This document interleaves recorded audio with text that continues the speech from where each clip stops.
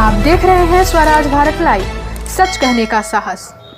लोक आस्था के महापर्व छठ के इस शुभ अवसर पर मैं सभी गया वासियों को हार्दिक शुभकामनाएं देता हूं। और यह जो पर्व है जो 4 दिवसीय चलता है, आज इसका तीसरा दिन है, जिसमें आज संध्या के अर्घ के साथ ही अस्ताचल भगवान भास्कर और सूर्य को छठ व्रतियों द्वारा अर्घ दिया जाएगा, पूजा की जाएगी एवं कल सुबह उगते हुए सूरज को पुनः अर्घ देकर इसकी समाप्ति की जाएगी।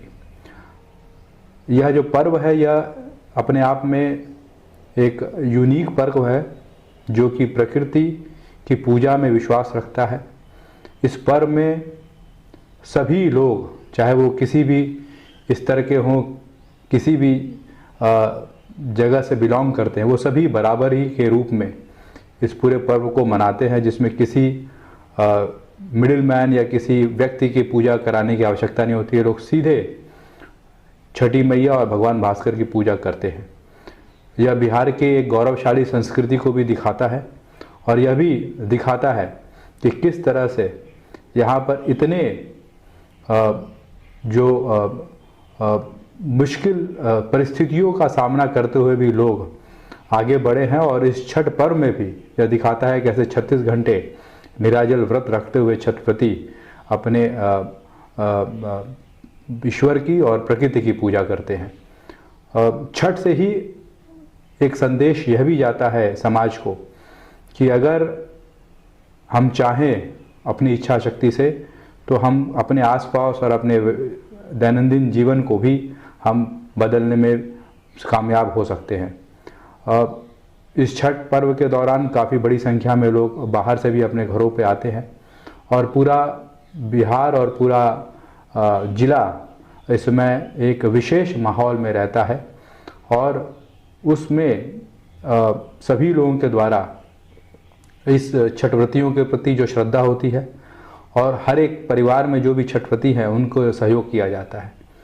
मैं आशा करता हूं कि यह जो भाईचारे का माहौल है, ये जो सांप्रदायिक सौहार्द है, ये पूरे वर्ष और सब समय ये कायम रहे और इस गया की उन्नति और बिहार की उन्नति में भगवान भास्कर एवं छठ मैया का आशीर्वाद मिले। जिस तरह से छठ सभी बराबरी को रूप में मनाते हैं, उसी तरह से एक विशेष परिस्थिति में हम आज जूझ रहे हैं, जिसको जो चाइना से फैले वायरस जो कि कोविड वायरस है उसकी वजह से है। और इसी वजह से इस वर्ष का जो छठ है वो हमारे लिए और भी ज़्यादा महत्वपूर्ण हो जाता है कि हम किस तरह से सुनिश्चित करें कि जो छठ पर्व हम अपने और अपने परिवार की सुरक्षा के लिए मनाते हैं, उसके बेहतरी के लिए मनाते हैं, उसमें कोई ऐसा हम कदम ना उठाएं, उसमें कोई ऐसा हम कार्य ना करें जिससे कि संक्रमण हमारे और हमारे परिवार तक पहुँचे। और इसी कारण से मैं सभी गया वासियों से अनुरोध करूँगा कि इस छठ पर्व में जहाँ तक संभव हो अपने घरों में इसको मनाएं और यदि संभव नहीं है तो अपने आसपास जो भी तालाब या कुंड में जहाँ व्यवस्थाएं की गई हैं वहाँ मनाएं। ऐसे लोग जो सक्षम नहीं हैं, ऐसे लोग जिनके पास ऐसी व्यवस्थाएं नहीं हैं, वह नदी घाट पे भी हम लोग व्यवस्था किए हैं, किंतु वहाँ पर सामाजिक दूरी और मास्क का उपयोग जरूर करें। किसी भी परिस्थिति में बच्चों को, मुख्यतः 10 वर्ष से जो कम के बच्चे हैं और बुजुर्ग जो 60 वर्ष से ज़्यादा हैं, उनको घाटों पर ना लेके आएँ। जो कोविड महामारी है वह भी किसी बड़े छोटे को नहीं देखता है।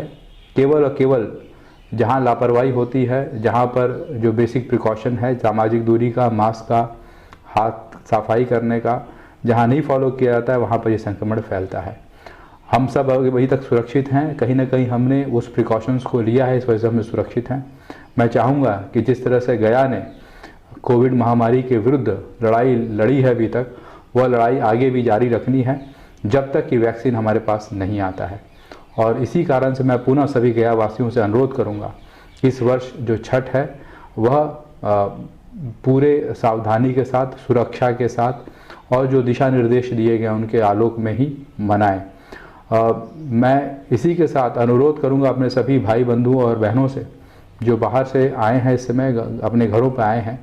यह एक अपॉर्चुनिटी है बिहार में और सभी जिलों में और खासकर गया जिले के सभी हॉस्पिटल्स में कोविड टेस्ट की पर्याप्त व्यवस्था है।